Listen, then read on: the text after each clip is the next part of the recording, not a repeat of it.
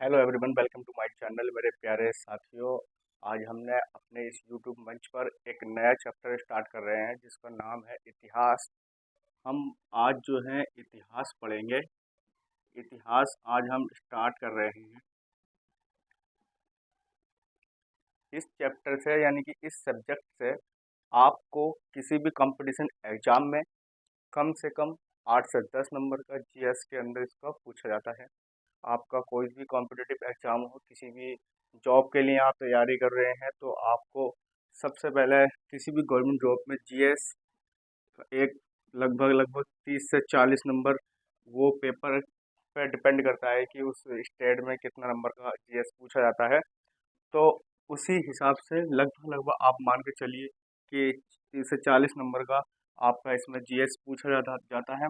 और जीएस के अंदर जो आपकी हिस्ट्री है, यानी कि जो आपकी हिस्ट्री है, वो लगभग लगभग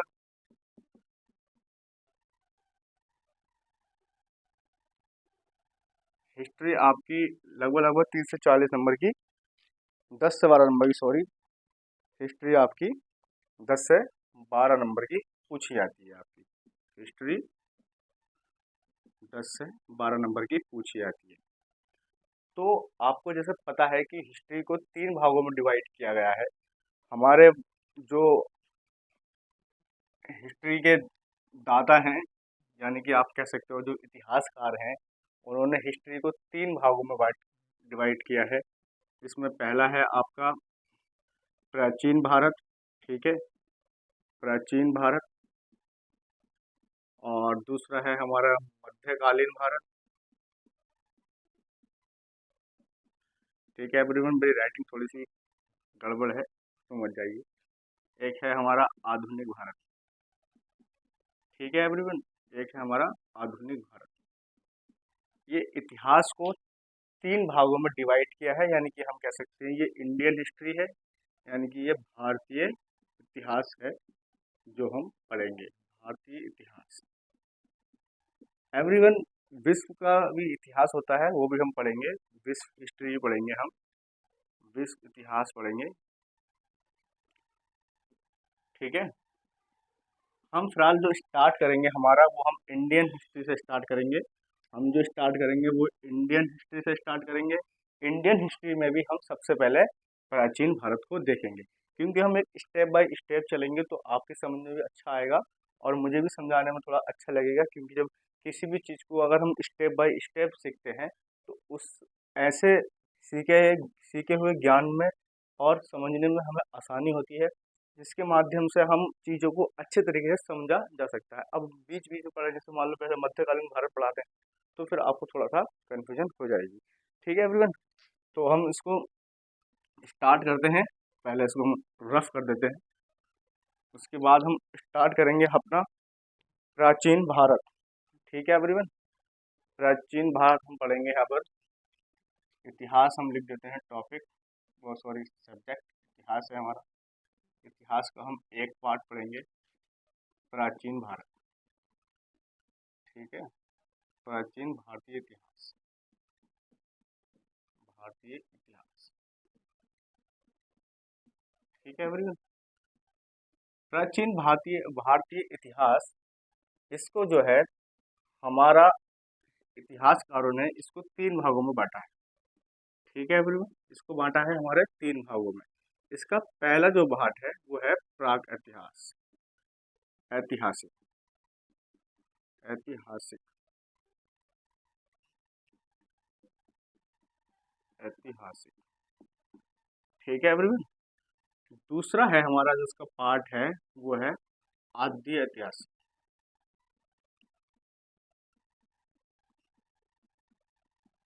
आद्य इतिहास।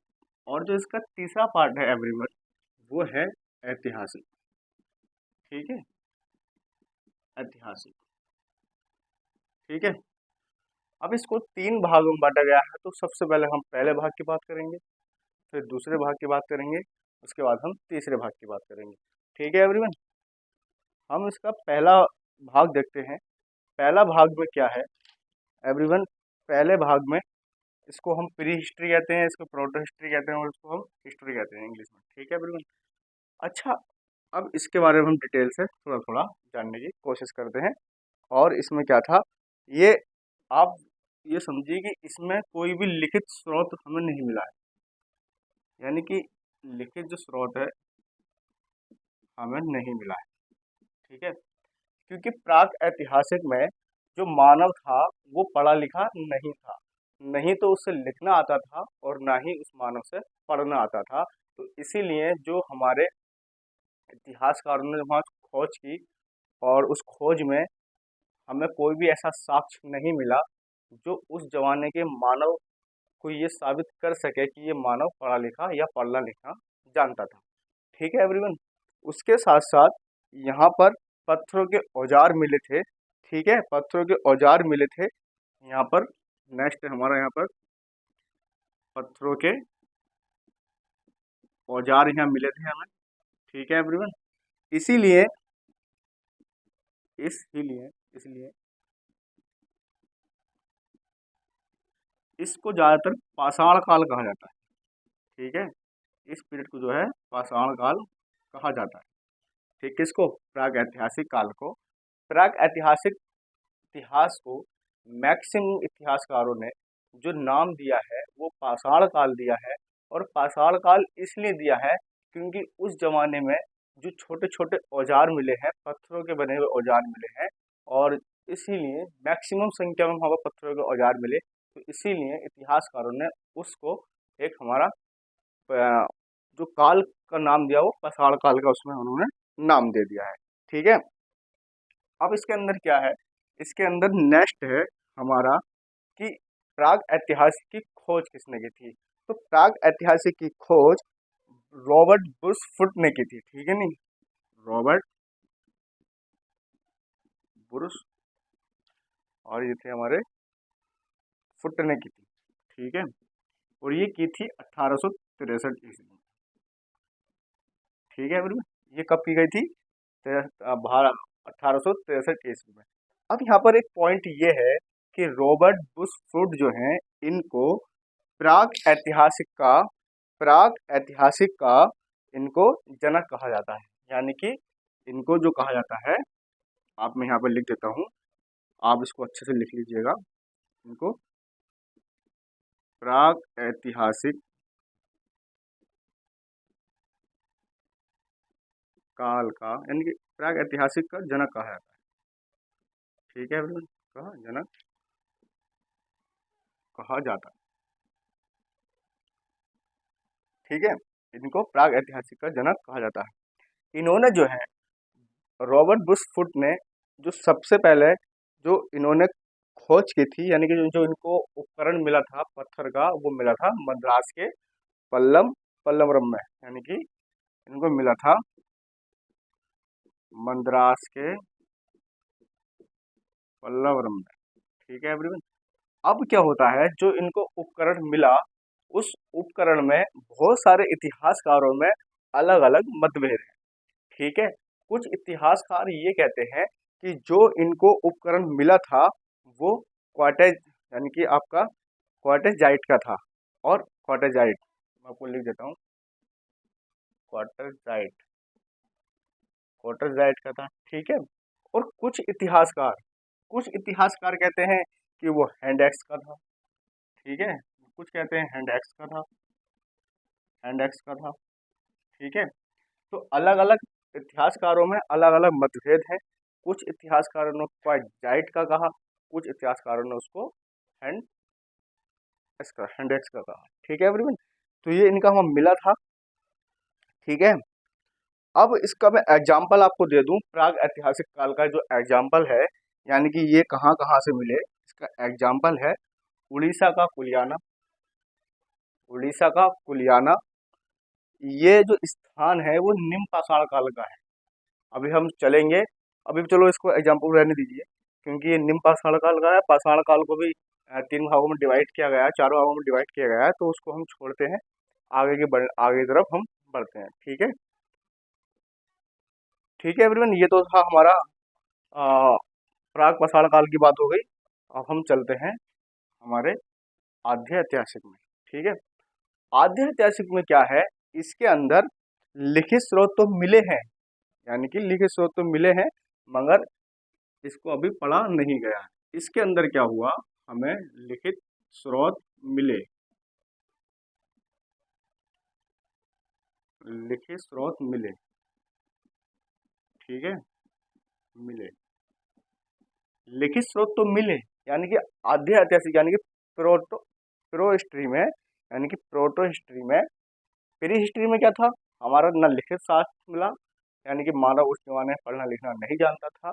जैसे ही हम प्रोटो हिस्ट्री में आए, प्रोटो हिस्ट्री में आए, तो प्रोटो हिस्ट्री में आते ही हमें लिखित साक्ष्य मिल गए, मगर इन साक्ष्यों को पढ़ा अभी तक नहीं गया है, ठीक है। यानी कि ये ऐसी लैंग्वेज यूज करते थे, ऐसी लैंग्वेज यूज करते थे जिस लैंग्वेज को अभी तक पढ़ा नहीं गया है, ठीक है एवरीवन। तो यानी कि इतना तो हमें पता चल गया कि आद्य ऐतिहासिक काल में, यानी कि प्रोटो हिस्ट्री में जो मानव था वो पढ़ा, यानी कि वो लिखना जानता था, ठीक है, इतना तो क्लियर है कि वो लिखना जानता था, ठीक है। अच्छा, इसमें है क्या, इसमें आया आपका हड़प्पा सभ्यता, हड़प्पा सभ्यता, मैसोपोटामिया की सभ्यता, मैसोपोटामिया की सभ्यता, यानी कि जितनी भी सभ्यताएं आई, ठीक है, वो सब की सब तुम्हारा आज प्रोटो हिस्ट्री में आई, ठीक है। उसके बाद जो है हमारा इतिहास में क्या है, ऐतिहासिक में, इसमें जो है लिखित स्रोत मिले और इनको पढ़ा भी गया, यानी कि इसके अंदर मानव जो है लिखित स्रोत मिले, इसके अंदर लिखित स्रोत मिले, और ये मानव ऐसी भाषा का उपयोग करता था जिसको पढ़ा भी गया और लिखा भी गया, ठीक है एवरीवन। ये आज का मानव है, हम और आपका मानव है, यानी कि इसमें जो लैंग्वेज यूज होती थी वो लिखने वाली ये लैंग्वेज भी थी, पढ़ने वाली लैंग्वेज भी थी, यानी कि इसको पढ़ा लिखा मानव हम कह सकते हैं, ठीक है एवरीवन। अब क्या हुआ, ऐतिहासिक को भी तीन भागों में डिवाइड किया गया, ठीक है। इसमें तीन भागों में डिवाइड करने के बाद इसको हमने अभी जो बताया था आपको, जो तीन भागों में कह लीजिए, चार भागों में कह लीजिए, यानी कि प्राचीन हिस्ट्री, प्राचीन भारत, भारत की हिस्ट्री, ठीक है, इतिहास, मध्यकालीन भारतीय इतिहास, ठीक है, आधुनिक भारतीय इतिहास, आधुनिक भारतीय इतिहास, और हम आपका विश्व का इतिहास, ठीक है एवरीवन, ये विश्व का इतिहास, इतने चार भागों में ऐतिहासिक को बांट दिया गया, ठीक है। और प्राचीन इतिहास में भी आपको पुरातात्विक स्रोत मिलेंगे पढ़ने के लिए, ठीक है। इसमें प्राचीन हिस्ट्री का ही पार्ट हमने स्टार्ट किया हुआ है, इसमें प्री हिस्ट्री है, ठीक है एवरीवन। इसके अंदर आपको पुरातात्विक स्रोत भी मिलेंगे पढ़ने के लिए, विदेशी स्रोत भी मिलेंगे, यानी कि स्रोत का मतलब क्या होता है कि आपको इतिहास की जानकारी कहाँ कहाँ से मिल रही है, यानी कि कौन कौन सी पुस्तकों से आपको, या कौन कौन से पुरातात्विक स्रोत, या कौन कौन से शिलालेखों से आपको, जो ऐसी आपको ऐसी जानकारी मिल रही है जिसके माध्यम से आप ये जानने को जान पा रहे हैं कि प्राचीन में, यानी कि पूर्व में क्या क्या घटा हुआ, घटना घटी, ठीक है।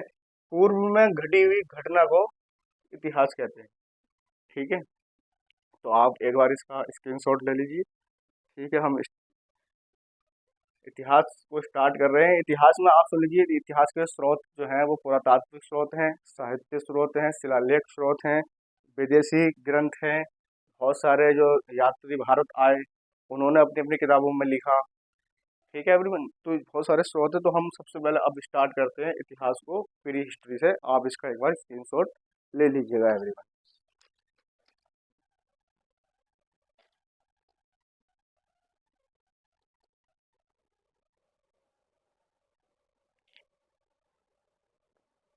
इसका स्क्रीनशॉट ले लिया होगा आपने, मैं इसको रफ कर देता हूँ, ठीक है।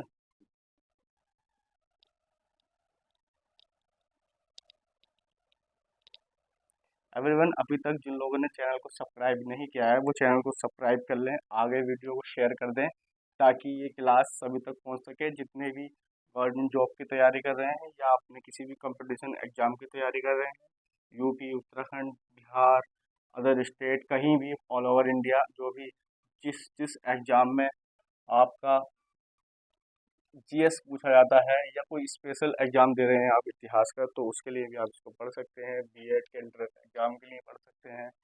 बहुत सारी क्लासें हैं, मतलब बहुत सारे एग्जाम हैं जिसके लिए आप उसको पढ़ सकते हैं। इसलिए अपने सारे दोस्तों को उसको शेयर कर दीजिएगा और इस वीडियो को लाइक लाइक कर दीजिएगा। सब्सक्राइब चैनल को जरूर कर लीजिएगा ताकि कोई भी नोटिफिकेशन आप तक पहुँच सके। ठीक है एवरीवन, चलिए प्री हिस्ट्री इतिहास कर वो सॉरी प्री हिस्ट्री शुरू करते हैं।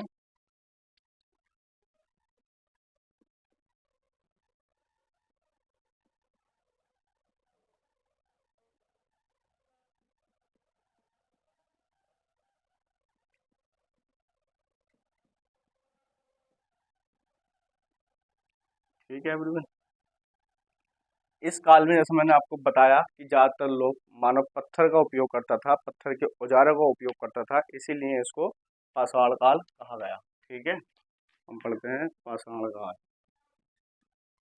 पाषाण काल, ठीक है एवरीवन। पाषाण काल हम स्टार्ट कर रहे हैं, ये हमारा नया आपका पहला चैप्टर है प्री हिस्ट्री में। तो आज हम लगभग लगभग प्री हिस्ट्री को समाप्त ही कर देंगे एक ही वीडियो में, क्योंकि इसका जो है ज़्यादा डीपली हम घुसेंगे नहीं, क्योंकि डीपली हमसे पूछेगा भी नहीं। जीएस के अंदर इतना डीपली नहीं पूछता है। डीपली वो जब भी पूछता है जब उस किसी इतिहास का सब्जेक्ट का जो एक स्पेशल पेपर होता है, जैसे मान लीजिए आप हिस्ट्री से लेक्चरार बनना चाहते हैं, या हिस्ट्री से आप नेट देना चाहते हैं, या हिस्ट्री से आप कोई स्पेशल पेपर देना चाहते हैं सब्जेक्ट वाइज का, तो उससे आपको डीपली पढ़ना पड़ेगा। उसके लिए हम अपना एक अलग से वीडियो बना लेंगे डीपली लिए। अभी फिलहाल हम इसको जीएस के पर्पज से पढ़ रहे हैं, यानी कि group C, group D, group B के जॉब के पर्पज से इसको हम पढ़ रहे हैं। ठीक है एवरीवन, तो हम इसको स्टार्ट करेंगे। पाषाण काल को आपको पता है, पाषाण काल ये एक ग्रामीण सभ्यता थी। ठीक है, ये ग्रामीण सभ्यता थी, ग्रामीण सभ्यता थी। ठीक है, इसको भी जो है हमारा 3 भागों में बांटा गया है। आप 4 भाग कर लीजिए इसके, क्योंकि 3 भागों में ऐसे इसको बांटा गया है। मैं आपको बता दूं, पहला है इसका पूरा पाषाण काल। पहला जो भाग है वो पूरा पाषाण काल है, जो सबसे पुराना काल है। इस समय मानव अलग अलग था, मैं आपको लिख देता हूँ। पूरा पाषाण काल, पूरा पाषाण काल, पूरा पाषाण काल। ठीक है एवरीवन, इस समय जो मानव था वो एक खान व दोस्त था, यानी कि खाद्य संग्राहक था। यानी कि ये सभ्यता इतनी इतनी पुरानी है, मतलब ये काल जो है पाषाण काल, पूरा पाषाण काल के अंदर 4 भाग हैं। इसका पहला भाग हम पढ़ रहे हैं, इसका नाम है पूरा पाषाण काल। पूरा पाषाण काल के अंदर ये काल सबसे पुराना काल है, पहली बात।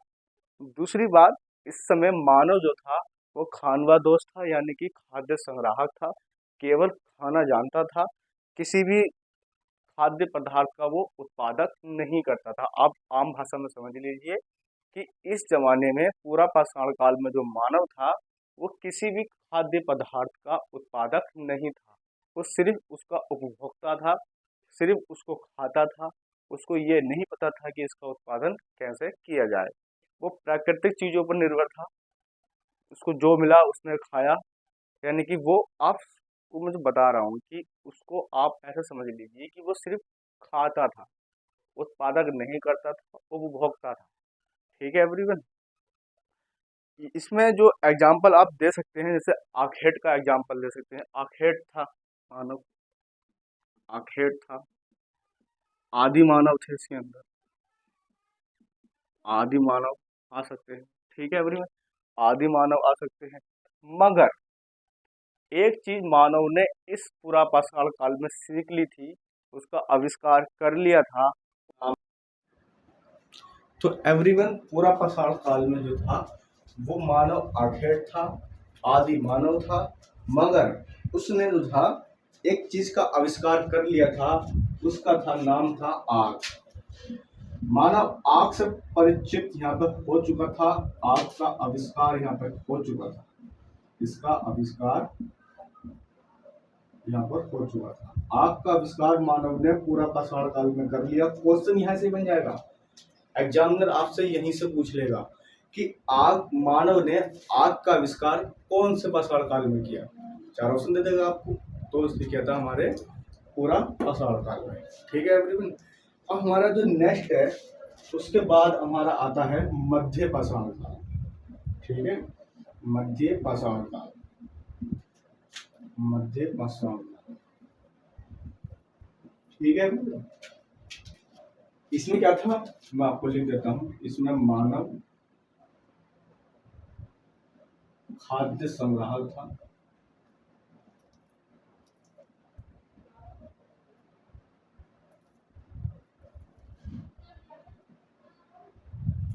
ये सबसे पुराना काल था।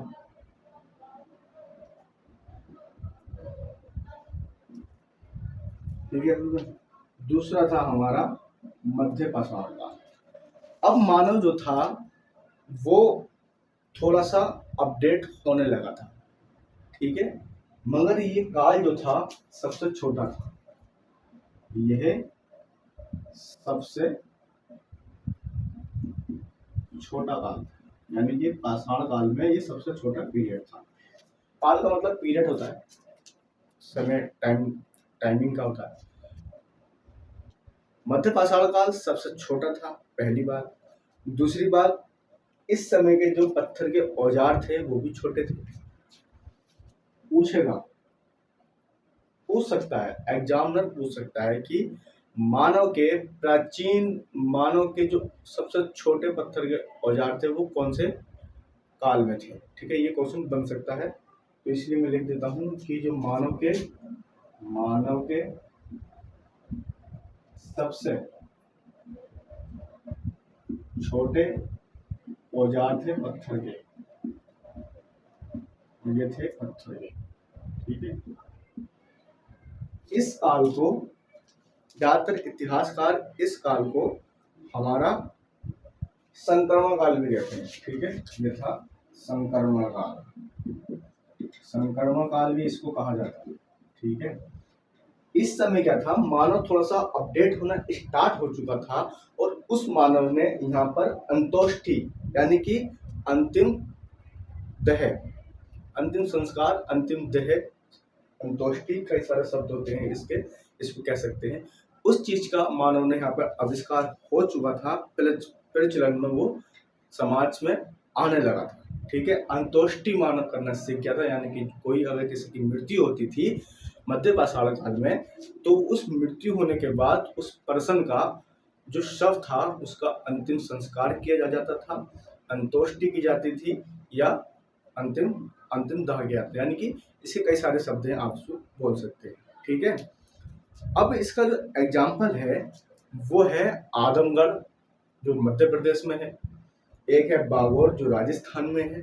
ठीक है, ये मध्य पाषाण कालीन ये स्थल है, यानी कि आपके मध्य प्रदेश में आदमगढ़ और राजस्थान में बागोर, ये मध्य पाषाण काल के ये एग्जाम्पल है, यानी कि ये वहाँ के स्थल है, यानी कि जगह है। ठीक है एवरीवन, अब हम इसका जो नेक्स्ट है वो है नव पाषाण काल। ठीक है एवरीवन, हमने पूरा पाषाण काल पढ़ा, मध्य पाषाण काल पढ़ा, अब हम नव पाषाण काल पढ़ते हैं और इसको थोड़ा सा जल्दी निपटा देते हैं, वीडियो लंबी हो जाएगी, आप बोर हो जाएंगे। नव पाषाण काल में मानव ने नई खोज करने का आविष्कार कर लिया था, यानी कि वो नई खोजों को उन्होंने नई खोज करना स्टार्ट कर दी थी। ठीक है एवरीवन, आविष्कार खोज एक ही हुआ, आविष्कार और खोज एक ही हुआ, इसलिए डबल लिख दिया। ठीक है, इस समय मानव ने खेती करना प्रारंभ कर दिया था, यानी कि मानव अब बहुत ज्यादा अपडेट हो चुका था। अब मानव जो था इसमें मानव खाद्य उत्पादक था, न पूरा पाषाण काल में क्या था, खाद्य संग्राहक था, यानी कि खाद्य उपभोक्ता था। नव पाषाण काल में मानव खाद्य उत्पादक हो गया। ठीक है, यहाँ पे लिख सकते हैं आप, यहाँ पे लिख देता हूं मैं, मानव खाद्य उत्पादक बन गया था। ठीक है, बन गया था। इस समय नव पाषाण काल में मानव खाद्य उत्पादक बन गया था, पूरा पाषाण काल में मानव खाद्य उपभोक्ता था। ये सवाल यहाँ से पूछ सकता है, इसी चीजें पूछ सकता है। ठीक है, सबसे पहले जो मानव ने खेती की थी वो जौ की और गेहूं की खेती करना स्टार्ट की थी, आज से 7000 लगभग 7000 BC में, ईसा पूर्व में उसने की थी। अच्छा, ये जो खेती थी इसके साक्ष्य जो मिले हैं हमें वो पाकिस्तान के मेहरगढ़ से मिले हैं कि मानव ने खेती करना कब स्टार्ट किया था। ठीक है बिल्कुल। और इसी समय नव पाषाण काल में ही मानव ने कुत्ते का आविष्कार सॉरी कुत्ते को पालतू जानवर के रूप में बनाना स्टार्ट किया। यानी कि मानव ने सबसे पहले जो पालतू बनाया था वो जानवर था कुत्ता। कुत्ते को मानव ने सबसे पहले पालतू बनाया। ठीक है। उसके बाद में मानव ने अपना आवास बनाया, यानी कि मानव ने अपना घर बनाया रहने के लिए। पहले मानव ऐसे ही गुफाओं में रहा करता था, अब वो गुफाओं से निकलकर परमानेंट एक जगह पर बसना स्टार्ट कर दिया। और बसने के साथ साथ उसने खेती करी। खेती करने वाला खाद्य उपभोक्ता था पहले, फिर बाद में खाद्य उत्पादक बना, यानी कि खाना वो खाता था तो उस खाने को वो पैदा भी करता था, यानी कि वो जमीन से खेती करता था। इसी के साथ उसने अपने सेट के लिए एक पालतू जानवर को कुत्ते को उसने पालतू बनाया। दूसरा पॉइंट, उसने रहने के लिए अपना घर बनाया। तीसरा पॉइंट, उसने मनका बनाना स्टार्ट किया। ठीक है। चौथा पॉइंट, उसने पहिए का आविष्कार किया। ठीक है एवरीवन। तो ये सब नव पाषाण काल में हुआ। नव पाषाण काल बहुत महत्वपूर्ण है। मैंने सबको शॉर्टली बढ़ाया है ताकि आप बोर ना हो इस वीडियो में, और ये आपकी बहुत ही काम की वीडियो है। लाइक और शेयर और सब्सक्राइब इसको कर लीजिएगा। ठीक है। अब चौथा है, मैं इसको तीन ही है मगर चौथा भी इसमें कहते हैं उत्तर पाषाण काल इसको कहा जाता है। यानी कि इन पाषाण काल के बाद का जो पीरियड था उत्तर पाषाण काल कहा था, इसे कि हम ताम्र पाषाण काल भी इसको कहते हैं। इस समय मानव ने तांबे की खोज कर ली थी। यानी कि पाषाण काल के बाद उत्तर पाषाण काल में, यानी कि ताम्र पाषाण काल में मानव ने तांबे की खोज कर ली थी। अब सवाल यह आता है कि इस काल में महत्वपूर्ण सवाल है, इस काल में मानव ने जो चित्रकारी बनाना सीख गया था, मानव चित्रकार बन गया था।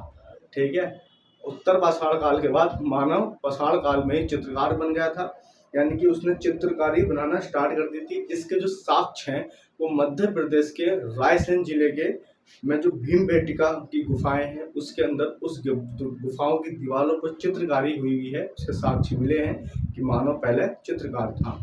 पाषाण काल के अंदर जो सब, यानी कि जो मानव का, अब मानव तो लिखना जानता नहीं था, पढ़ना को छोड़ लिखने नहीं जानता था मानव, तो वो क्या था, उसका भाव क्या था, तो वो चित्रात्मक भाव था। यानी कि जो अपनी बात वो कहता था, यानी कि मैं आपको पढ़ा रहा हूँ। ठीक है। तो आप पढ़ रहे हैं, आपको पढ़ना आता है, मुझे लिखना आता है, आपको भी लिखना आता है, तो ये हमारे एक कम्युनिकेशन की एक अच्छा माध्यम है।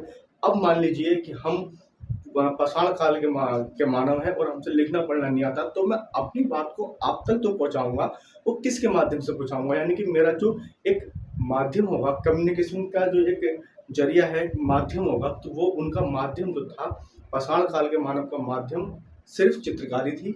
वो अपने भाव को चित्रकारी में चित्रों के द्वारा उसको समझाता था। ठीक है। यानी कि मान लो उसको पानी पीना है तो उसने चित्र बनाया अपना, उनका एक लैंग्वेज के हिसाब से, कि भाई उसने अपना भाव प्रकट कर दिया कि मुझे प्यास लगी है, मुझे पानी पीना है, या किसी को भूख लगी है, मुझे खाना खाना है। तो चित्रकारी का वो था, चित्रात्मक भाव उसके अंदर था। एवरीवन, हमने इसके अंदर लगभग पाषाण काल को निपटा दिया है, यानी कि पूरा पार्ट चैप्टर हमने पढ़ लिया है। ठीक है एवरीवन। अभी तक जिन लोगों ने चैनल को सब्सक्राइब नहीं किया है वो एक बार मैं पूरा विजिट करता हूँ, चैनल को सब्सक्राइब कर लें। तो इस वीडियो को आप जरूर देखेंगे, आपके लिए बहुत महत्वपूर्ण है। इस इतिहास हमने आज स्टार्ट किया है, नया जो आपका सब्जेक्ट है वो हमने स्टार्ट किया है। जीएस में इतिहास हमने स्टार्ट किया है, पॉलिटी हमने पढ़ा रखी है, और ज्योग्राफी की भी इसमें कुछ क्लासेस पढ़ा रखी है। धीरे धीरे हम कंप्लीट करेंगे। तो चैनल को लाइक सब्सक्राइब कर दीजिएगा। Thank you.